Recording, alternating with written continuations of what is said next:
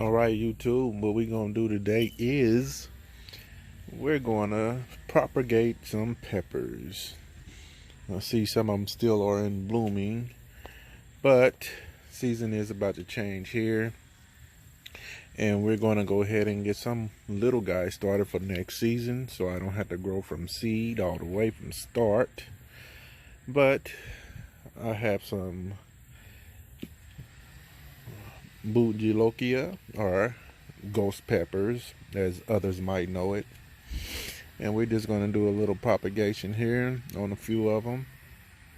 This here is my pepper surprise. I did a video on that, and it's pepper surprise because I no longer remember, were they reapers, Carolina reapers, or ghost peppers, or the chocolate Dilokias. I'm not sure, but we're going to do a video on, well, I might propagate that guy there, but this video is going to be on propagation, so let's stand by.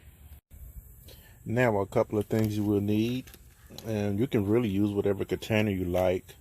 I like using clear containers because you don't really have to disturb the plant to see if it's taking on any roots.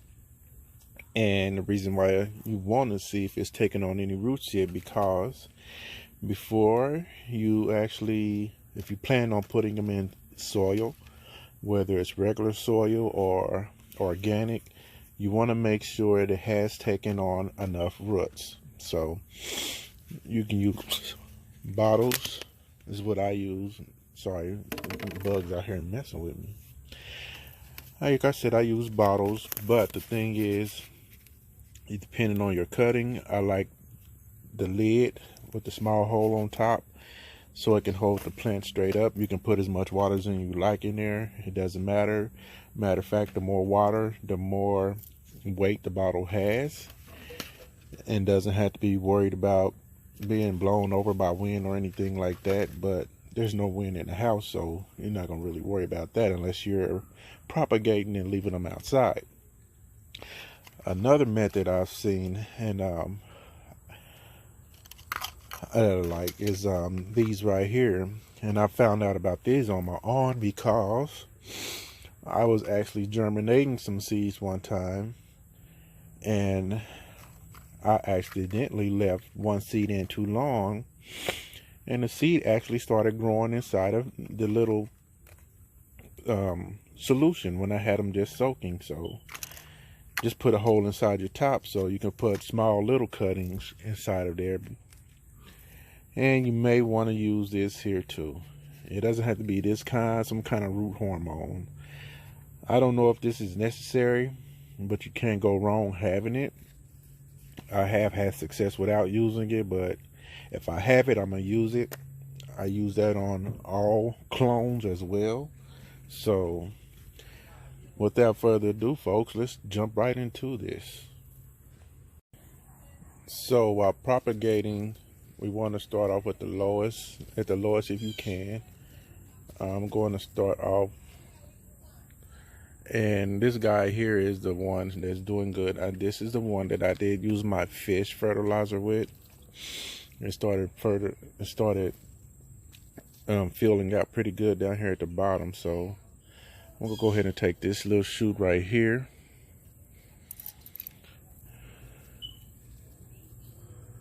Let's see if you guys can get a good view of this here. Cut that off as close as you can down there. And what we're going to do is we're going to trim all these little bottom leaves off. We're going to leave some leaves on the top because, you know, that's how they get their food, their photocells, not photocell, photosynthetic. And then with the photosynthetic, it's how they feed themselves. Photosynthesis. So make sure you leave some leaves on top when you cut this off. And I'm going to show you how I do it. I'm just explaining before I do it. All right, folks, here we go. Propagating is a lot like cloning, but usually you have a bigger portion of the plant when propagating, but you just pick these guys off down here and just pluck those off, and pluck these off right here as well.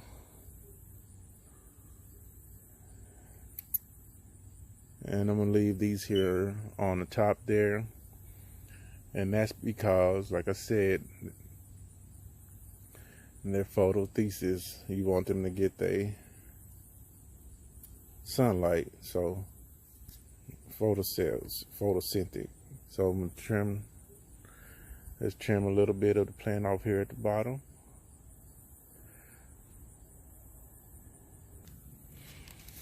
Go get your bottle here, and like I said, you just want to make sure you got it filled up enough to where the plant will sit down in the water like that. So fill it up to there. And if you're going to use the root hormone, right now is the good time to dip it in there. I'm going to use it, so let me grab it. Rooting agent here. Just dip it in whatever you have like that there. And simply just place in water. And you let that do its thing. You don't have to bother it. You can keep an eye on it, see if she take roots. Alright, folks, I'm back here.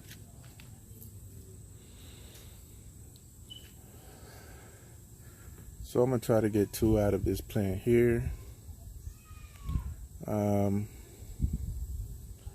I'll probably cut it right here, because I'm going to try to, you know what, I'm going to go ahead and cut it down here.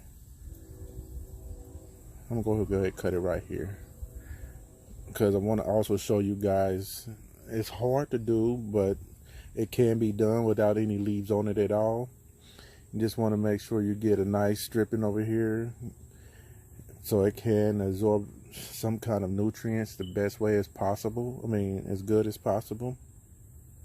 Because like I said, you know, without the leaves, photosynthesis is very hard to do.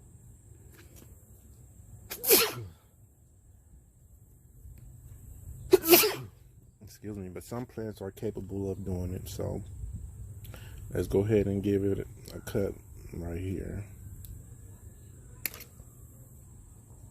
Like that there. We're going to go ahead and take off these here.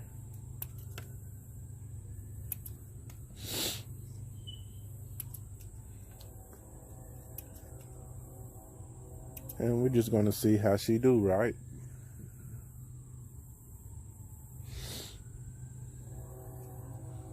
You know, strip off some of the side there.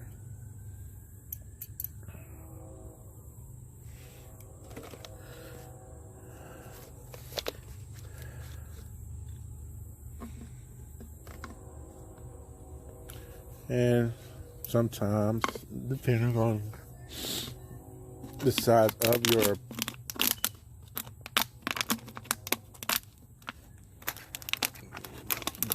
cutting, sometimes you can cut the bottle. It's not gonna really hurt anything. It just, I like having something to hold it up, so to make her stand up pretty much. And that's going to be one right there. Yeah, with this girl before, now she has flowers on it, and that's fine. You just pick those girls off of there. She don't have no problem going next year with some. Try to be careful with the plant. Cut them off if you have to. If they pull off, that's fine too. But you want to just be careful and mindful of the plant's leaves. These down here, they can go. You want her to put all her energy into up here. So, that one can go too. Alright, this is what we're left with. Let's just go ahead and scan some of that side off, like that. Not too much, that's enough. And we're gonna get her planted in something.